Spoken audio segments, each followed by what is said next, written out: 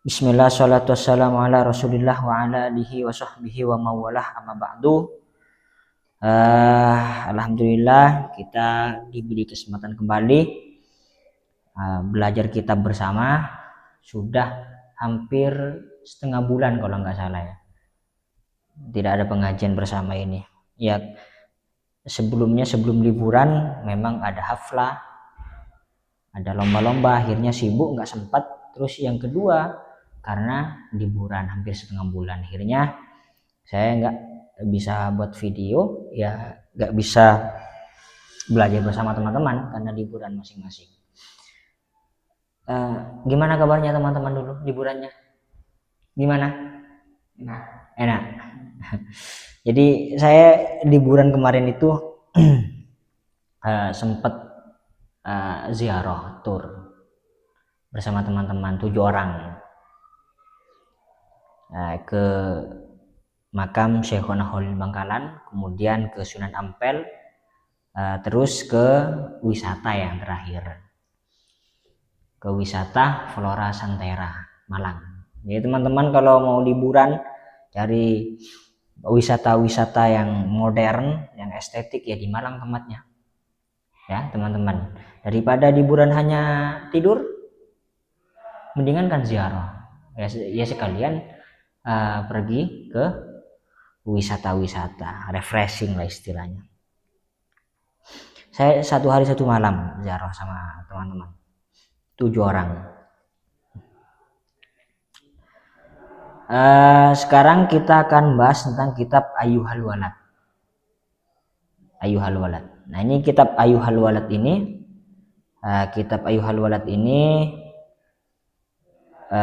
adalah kitab yang ditulis oleh Imam Al-Ghazali, yang mana kitab ini sebenarnya surat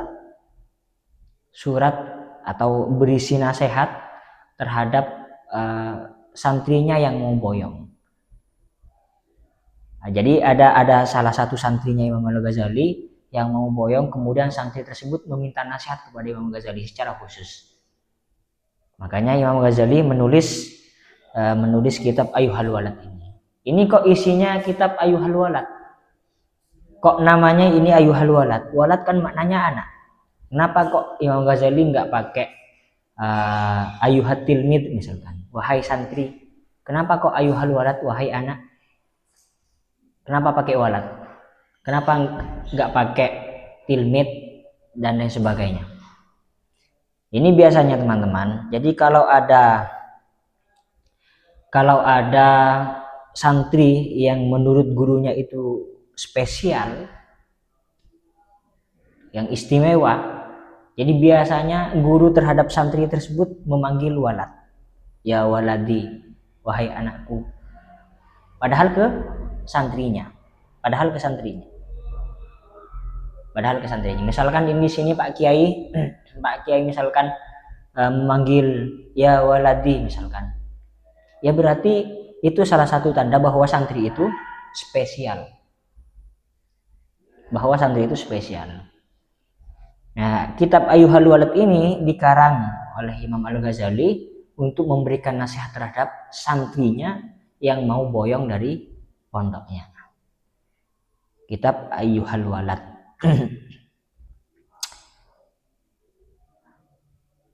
Terus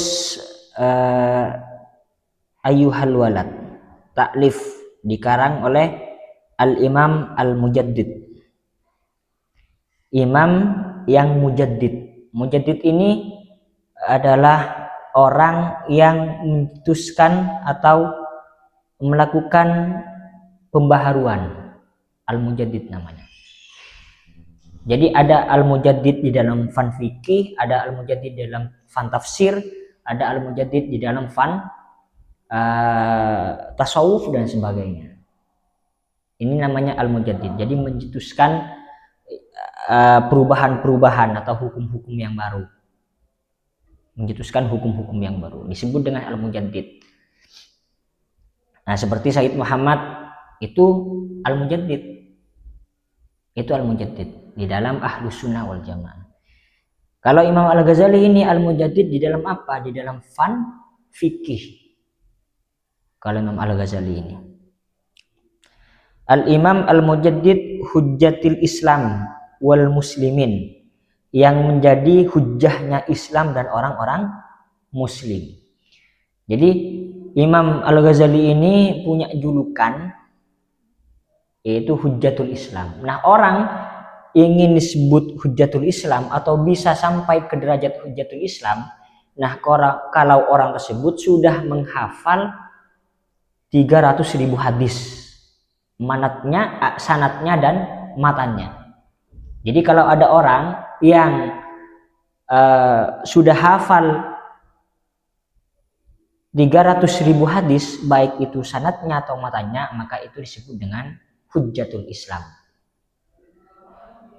Hujjatul Islam. Tapi ini hafalannya kuat ya. Sekali lagi ini hafalannya kuat. Hafalannya kuat. Baru orang itu bisa disebut dengan hujjatul Islam.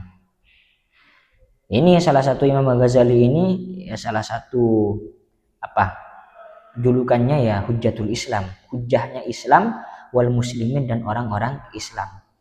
Zainuddin, yang menjadi hiasan agama. Abi Hamid, ini juga kunyahnya. Kunyahnya Imam Al-Ghazali itu siapa? Abi Hamid. Nama lengkapnya siapa? Muhammad bin Muhammad bin Muhammad bin Ahmad Al-Ghazali. Ini nama panjangnya Imam Al-Ghazali. Muhammad bin Muhammad bin Muhammad bin Ahmad Al-Ghazali.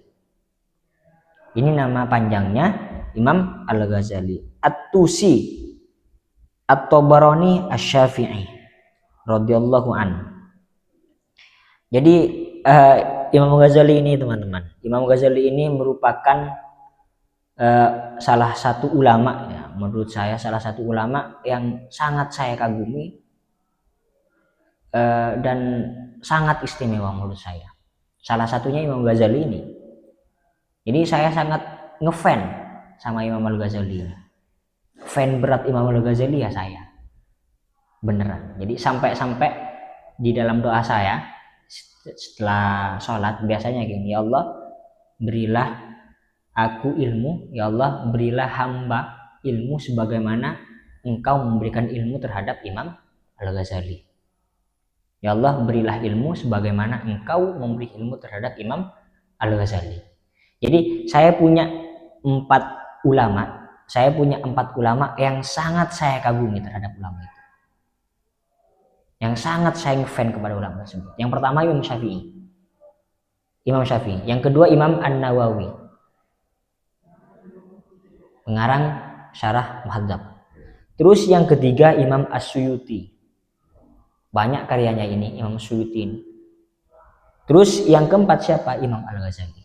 Jadi di setiap doa saya salah satunya setelah sholat, ya Allah berilah ilmu sebagaimana engkau memberi ilmu kepada Imam Syafi'i, ya Allah berilah ilmu sebagaimana engkau memberi ilmu kepada Imam An-Nawawi, ya Allah berilah ilmu sebagaimana engkau memberi ilmu terhadap Imam As-Suyuti, ya Allah berilah ilmu sebagaimana engkau memberikan ilmu terhadap Imam Al-Ghazali. Saya sangat fan berat Imam Al-Ghazali ya saya. Fan berat Imam Al-Ghazali saya salah satunya. Kemudian Imam Syafi'i, Imam Suyuti, Imam Nawawi. Saya sangat ngefan berat sama beliau-beliau ini. Bukannya ulama-ulama yang lain enggak cerdas. Ulama-ulama yang lain cerdas seperti Imam Hajar, seperti Imam Zainuddin Al-Mardibari. Cerdas-cerdas semua para ulama. Cuma yang sangat saya kagumi ya yang 4 ini, nalarnya tinggi. Kalau saya baca karya-karya beliau itu kok iya ya, kok bisa seperti ini ya. Jadi takjub dengan pembahasan-pembahasan yang dibahas oleh ulama yang 4 ini dalam kitabnya. Ya mungkin salah satunya kenapa saya sangat ngefan, ya mungkin salah satunya karena saya sering baca-baca kitabnya beliau-beliau ini seperti Imam Suyuti, Imam An-Nawawi, Syafi'i. Makanya saya fan beratnya Imam Al-Ghazali, Imam Suyuti, Imam Nawawi, Imam Syafi'i, ini saya. Salah satunya saya. Ya. Kemudian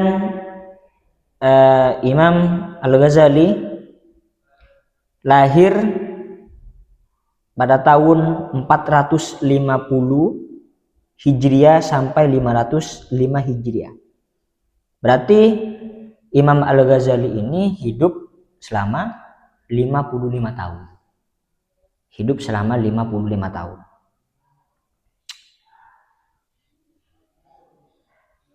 Terus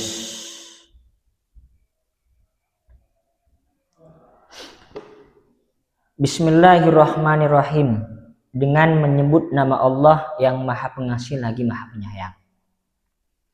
Jadi saya nggak usah bahas kembali ya tentang keutamaan basmalah, kemudian perbedaan antara Ar-Rahman dan Ar-Rahim di sini. Karena ini sudah saya bahas di video yang sebelumnya. Di pengajian kitab yang sebelumnya di kitab Ar-Risalah Al-Jami'ah.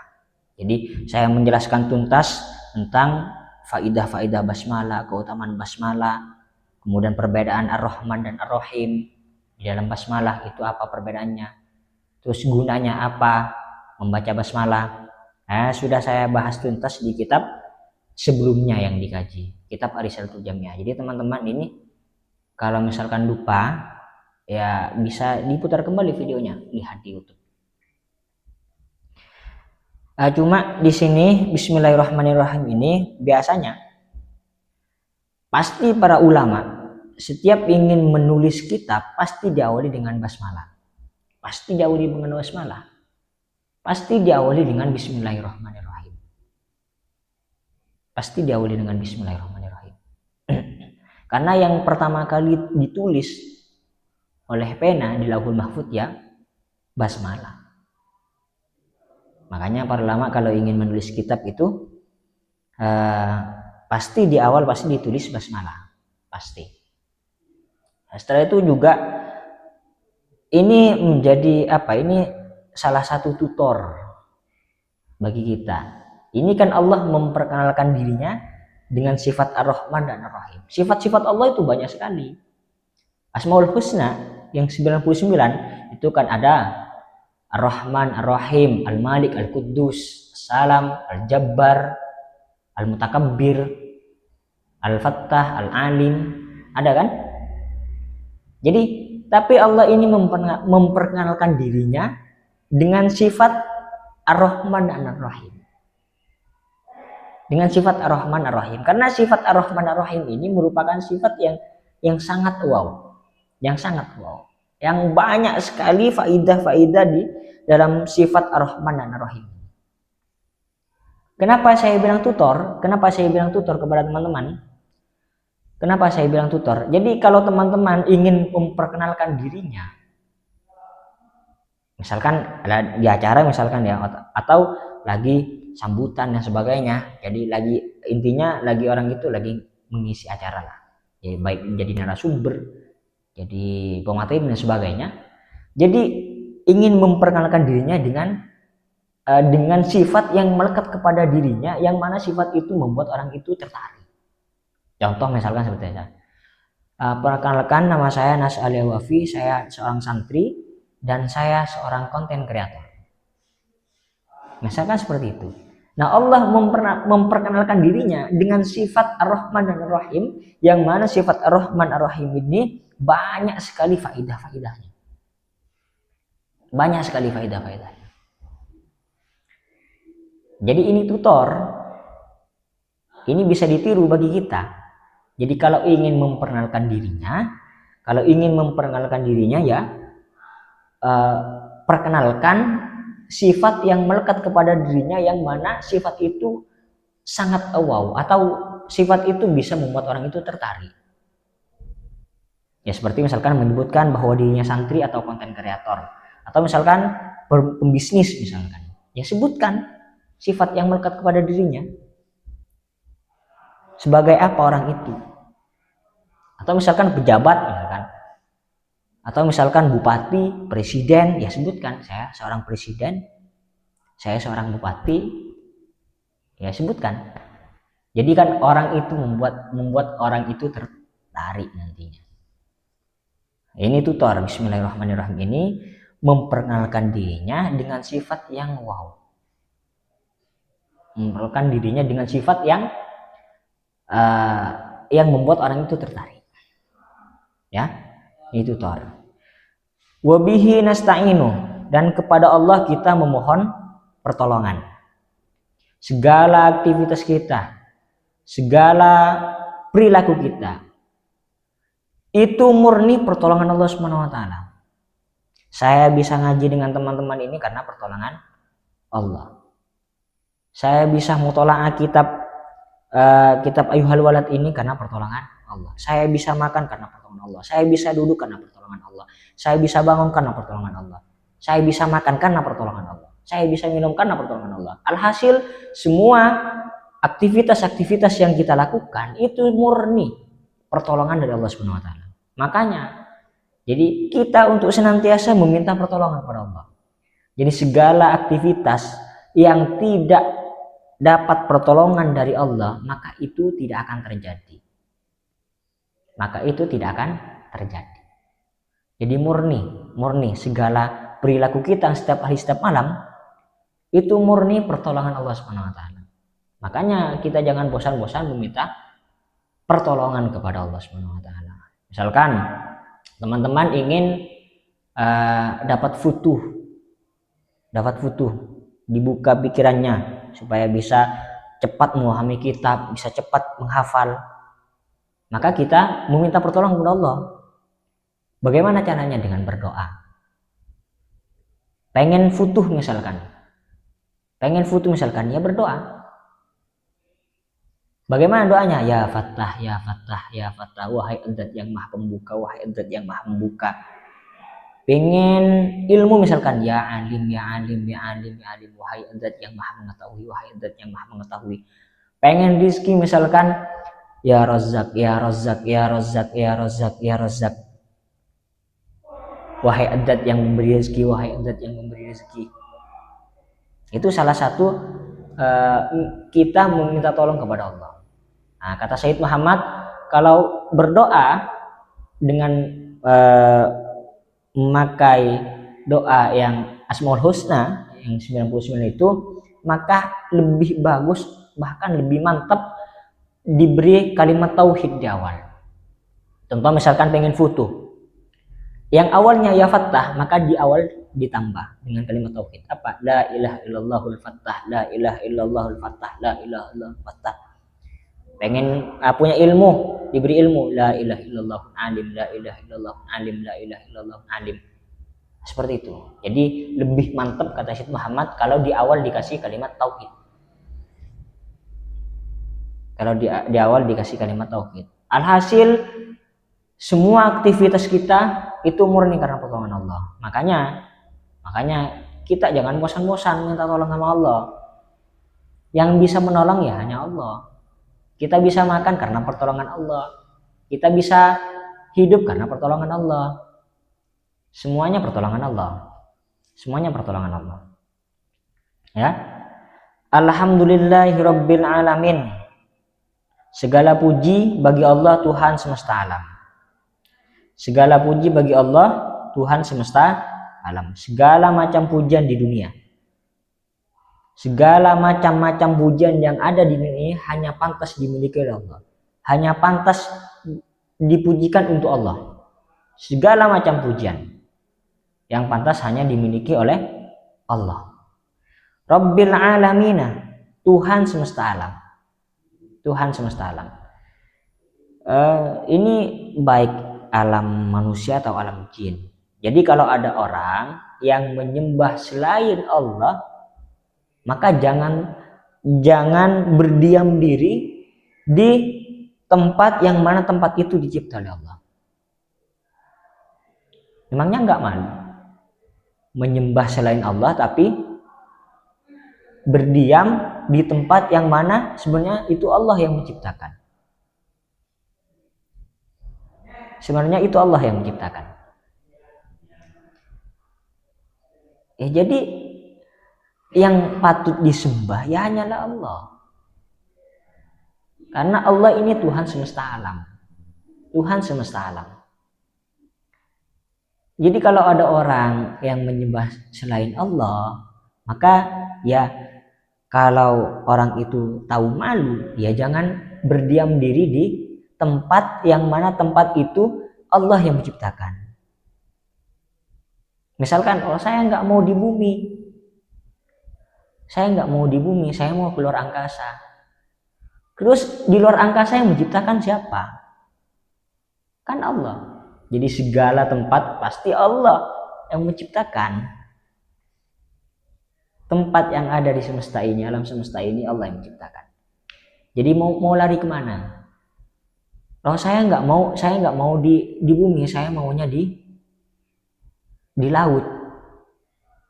Saya nggak mau hidup di tanah, saya mau hidup di laut. Terus laut yang buat siapa? Yang menciptakan siapa? Allah. Ya makanya, jadi kalau orang itu tahu malu, ya orang-orang yang menyembah selain Allah, ya pergi dari tempat yang mana tempat itu Allah yang menciptakan. Terus mau mencari kemana? Loh, semua yang menciptakan tempat di dunia ini, di alam semesta ini semuanya Allah. Itulah maksudnya. Ya. Wal aqibatu lil muttaqin, dan akibat baik mudah-mudahan diberikan kepada orang-orang yang takwa. Atau wal aqibatul muttaqin ini adalah akibat yang baik itu pasti diberikan kepada orang-orang yang takwa. Jadi orang takwa di sini menjalankan perintah Allah, menjauhi larangan Allah. Itu yang dikatakan takwa. Jadi kalau orang sudah menjalankan perintah Allah, menjauh dari larangan Allah, maka akibat yang baik itu berhak kepada dirinya. Seperti apa? Surga. Itu kan akibat yang baik. Akibat yang baik. Jadi kalau kita sudah menjalankan perintah Allah, menjauh dari larangan Allah, ya kita akan mendapatkan akibat yang baik. Kita akan dapat balasan, atau bisa dimaknai balasan yang baik. Seperti apa? Surga. Wal aqibatul muttaqin. Wassalatu wassalamu ala nabiyhi. Sholawat dan salam mudah-mudahan mengalir terus kepada nabinya Allah, ala nabihi di sini. Siapa? Muhammadin, yaitu Nabi Muhammad, wa alihi, dan terhadap keluarga baginda Nabi, wa sahbihi, dan sahabat Nabi ajma'in, semuanya.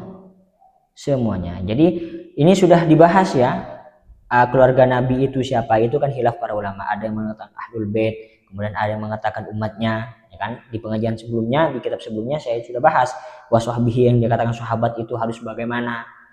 Jadi saya sudah bahas tuntas di situ.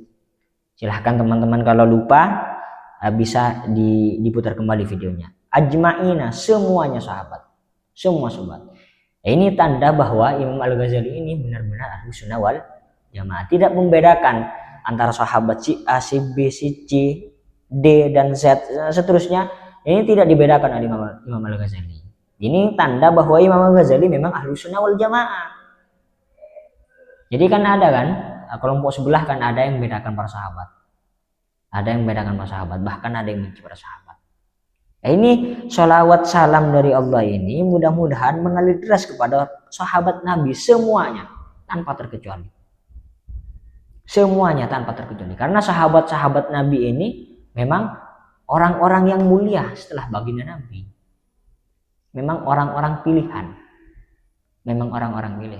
Jadi misalkan saya, kenapa saya nggak hidup di zaman baginda Nabi ya? Kan saya bisa melihat baginda Nabi, saya bisa bersama-sama dengan baginda Nabi setiap malam. Ya kalau iman. Kalau nggak iman, malah menjadi musuh baginda Nabi, menjadi musuh Allah. Seperti siapa? Abu Jahal contohnya. Ini paman Nabi loh. Abu Jahal. Jadi bukan hanya setiap hari setiap malam bersama dengan baginda Nabi, dari baginda Nabi kecil sampai besar Itu Abu Jahal memang bersama dengan baginda Nabi, tapi nggak iman sama baginda Nabi, tidak ikut ajaran-ajaran Islam, tidak ikut apa yang diperintahkan oleh baginda Nabi. Maka orang itu menjadi kafir, menjadi orang yang paling buruk. Jadi kita hidup sekarang ini ya disyukuri, meskipun nggak hidup sezaman dengan baginda Nabi. Karena orang yang paling dirindukan oleh baginda Nabi, orang yang iman kepada baginda Nabi, iman kepada Allah, orang itu sangat merindukan baginda Nabi, maka baginda Nabi juga merindukannya. Seperti siapa ya? Kita ini dirindukan oleh baginda Nabi. Jadi harus bersyukur.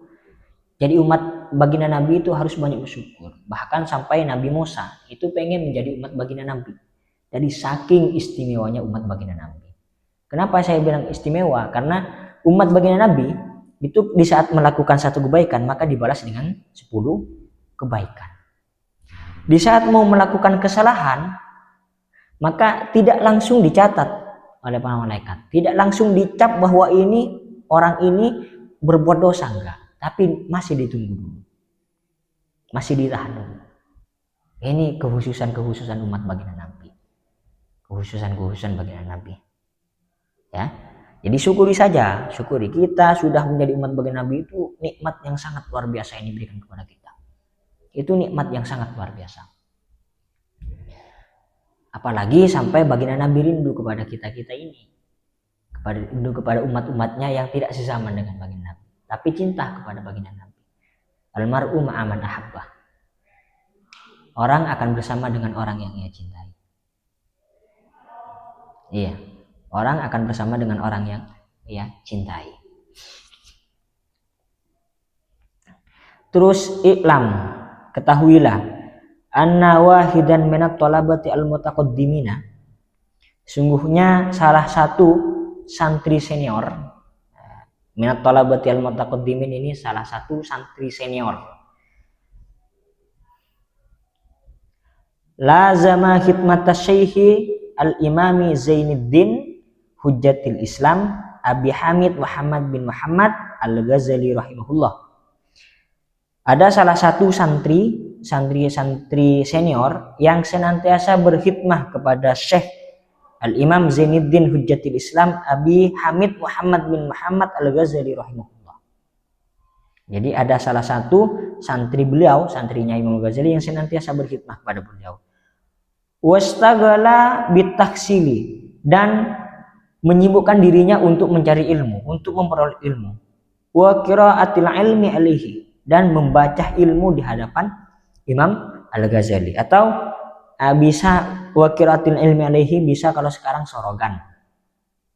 Jadi ada santri yang membaca kitab di hadapan gurunya, atau misalkan seperti pengajian-pengajian umum sebagaimana biasa. Wa qiraatil ilmi alaihi di sini. Hatta jama'a min daqaiqil ulumi, sampai salah satu santri senior tersebut mengumpulkan bagian-bagian yang pelik dari ilmu.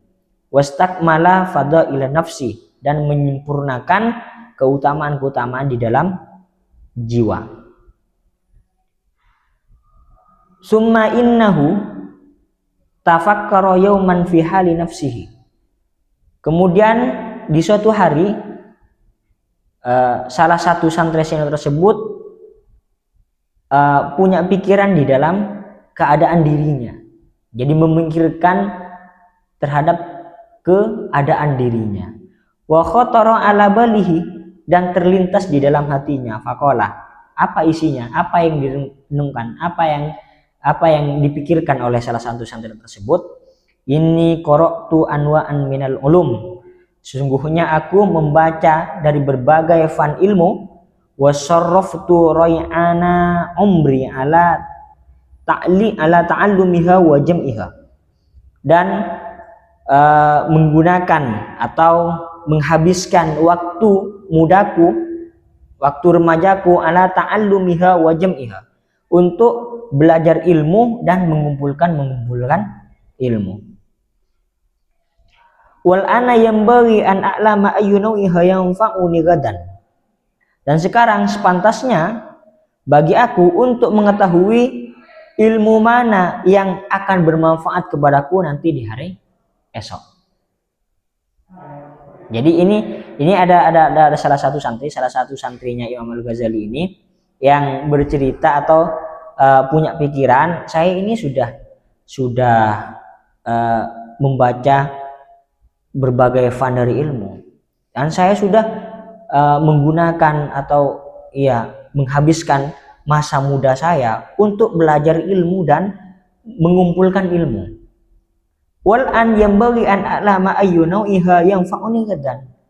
Dan sekarang sepantasnya bagi aku dari sekian banyak ilmu yang saya pelajari, ilmu yang mana yang bermanfaat kepadaku di hari esok. Kata salah satu santrinya, wa yu'nisuni fi qabri, dan bisa membahagiakanku di dalam kuburan. Wa ayyuha la yanfa'u hatta atrukahu, dan ilmu yang mana yang tidak bisa memberikan kemanfaatan, hatta atrukahu, sampai aku tidak mengerjakannya. Jadi ilmu mana yang tidak bermanfaat nanti kepada saya, niscaya aku tidak akan kerjakan, seperti itu ya. Kama qala Rasulullah sallallahu alaihi wasallam, sebagaimana sabda bagi Nabi, Allahumma inni a'udzubika minal ilmi la yanfa. Ya Allah, sungguhnya aku memohon jauh dengan sebab Engkau dari ilmu yang tidak bermanfaat. Ini tawadhu ya. Ini tawadhu. Jadi salah satu santrinya Imam Ghazali ini yang senantiasa berkhidmah kepada beliau, jadi bercerita di dalam kalau sekarang apa istilahnya ya? Kalau bicara sendirian ya apa istilahnya? Merenung lah istilahnya. Saya ini sudah membaca berbagai fan ilmu. Saya sudah menghabiskan masa muda saya untuk mencari ilmu dan mengumpulkan ilmu. Dan sekarang sepantasnya bagi aku untuk mengetahui ilmu yang mana yang bisa memberikan kemanfaatan kepadaku di hari esok dan bisa membahagiakanku di dalam kuburan nanti. Nah, ini tawadhu ini. Karena meskipun ini banyak belajar ilmu, banyak membaca ilmu, orang ini santri ini nggak sombong. Ya kan ada kadang teman-teman, terutama saya. Jadi sudah hatam kitab ini, ya, diceritakan sama teman-temannya. Saya ini Ayyuhal Walad sudah hatam, Arisatul Jamiyah sudah hatam, kitab Safinatun Najah sudah hatam. Ya, bercerita. Kadang-kadang kalau sekelas saya ini memang seperti itu. Jadi padahal masih belum ditemukan yang ia pelajari itu bisa bermanfaat atau tidak di hari esok, bisa memberikan pertolongan atau tidak. Jadi sering saya seperti itu sering. Jadi sudah belajar satu halaman kitab ini, wah saya sudah hatam kitab ini, padahal belum hatam. Ini salah satu santrinya Imam Al-Ghazali ini, meskipun sudah banyak mutola'ah dari berbagai fan ilmu, tapi dia tetap tawadhu, takut ilmu yang beliau pelajari ini takut tidak menjadi ilmu yang bermanfaat. Sebagaimana sabda Nabi di sini, Allahumma inni a'udzubika min ilmin la yanfa. Ya Allah, sungguhnya aku memohon jauh dengan sebab Engkau dari ilmu yang tidak bermanfaat. Terus apa gunanya kita belajar ilmu kalau ilmu tidak itu bermanfaat? Apa gunanya? Mau dikemanakan ilmunya kalau nggak manfaat? Mau dikemanakan ilmunya kalau nggak manfaat? Mau dibuat apa? Makanya baginda Nabi ini memohon jauh ilmu yang diperoleh untuk tidak bermanfaat. Jadi memohon jauh untuk tidak bermanfaat. Lalu mau dibuat apa? Mau dibuat apa ilmunya kalau nggak bermanfaat? Kan seperti itu. Nah, ini salah satu pelajaran ya. Ini salah satu pelajaran bagi kita bahwa kalau kita diberi nikmat melakukan ini itu, sudah hatam kita berapa kali, sudah belajar ini itu, ya kita harus tawadhu bahwa bisa jadi yang ilmu kita pelajari itu tidak bisa memberikan pertolongan kepada kita. Ini pelajaran bagi kita. Ini pelajaran, ya. Ini pelajaran. Ini seorang ulama saja tawaduknya luar biasa. Meskipun banyak baca dari berbagai fan ilmu, tapi memohon jauh untuk ilmunya tidak bermanfaat. Iya, karena mau dibuat apa kalau ilmu itu tidak bermanfaat? Ini tawaduk ini. Terus fastamarot lahu hadhil fikrah. Renungan tersebut, renungan dari seorang santri itu terus menerus. Terus direnungkan oleh santri itu. Terus ada di dalam pikirannya. Hatta kataba ila hadrati Syekh Hujjatil Islam Muhammad Al-Ghazali rahimahullah. Sampai salah satu santri tersebut menulis sebuah surat untuk diserahkan kepada gurunya itu Imam Al-Ghazali. Tujuannya apa? Istiftaan. Tujuannya untuk meminta fatwa. Meminta fatwa kepada gurunya. Wa sa'ala anhu masailah. Dan santri itu bertanya kepada Imam Al-Ghazali tentang permasalahan-permasalahan. Wal tamasa minhu nasihatan wa du'aan. Dan mencari nasihat dan doa dari Imam Al-Ghazali. Jadi minta nasihat kepada Imam Al-Ghazali. Karena ini ceritanya teman-teman. Jadi ada salah satu santrinya Imam Al-Ghazali yang mau boyong. Jadi santri itu meminta nasihat, sebelum boyong meminta nasihat dan doa untuk dijadikan bekal ke masyarakat. Ini cocok sekali teman-teman. Ini kalau dipelajari atau diajarkan kepada santri-santri pengabdian, ini sangat cocok sekali. Karena ini pas ini pelajarannya. Qala, berkata siapa? Santri. Wa in kana musannafatu syaihi kal ihya'i ghairihi. Meskipun karya-karya guruku seperti Ihya dan sebagainya tastamil ala jawabi masail, itu sudah mencakup terhadap atau sudah mencakup terhadap jawaban dari permasalahanku. Sebenarnya kata santrinya, sebenarnya dari berbagai karya-karya guruku seperti Ihya dan lain sebagainya, itu meskipun itu sebenarnya sudah mencakup atau sudah terjawab dengan permasalahanku. Tapi lakin maksudi, tetapi yang dimaksud aku apa? Ayyatu ba'syaihu hajati fi waraqatin. Tapi yang aku maksud, jadi guruku ini menuliskan khusus atau memberikan nasihat khusus kepadaku di dalam lembaran-lembaran takunu ma'i muddata hayati, yang mana lembaran-lembaran tersebut akan aku jadikan pegangan hidup atau pedoman hidup. Wa a'malu bima fiha muddata umri, dan aku akan mengamalkan apa yang ada di dalam lembaran-lembaran tersebut selama aku masih hidup. Insya Allah Ta'ala. Jadi ini santri ini mau memohon kepada Imam Ghazali nasihat secara khusus untuk dirinya.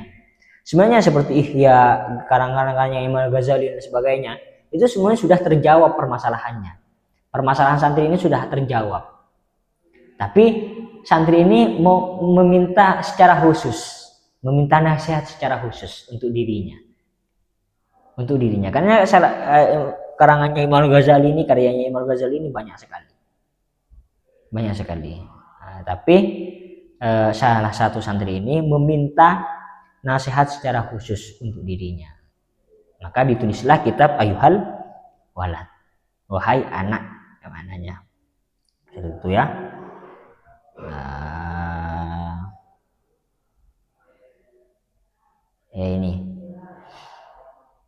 Ini kita akan bahas di pengajian yang selanjutnya.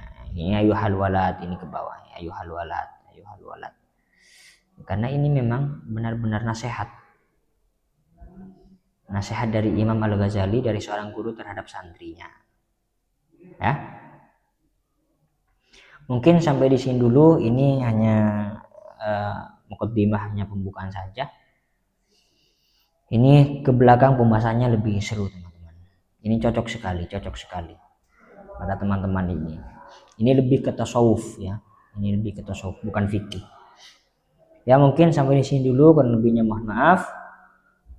Wallahu alam bissawab.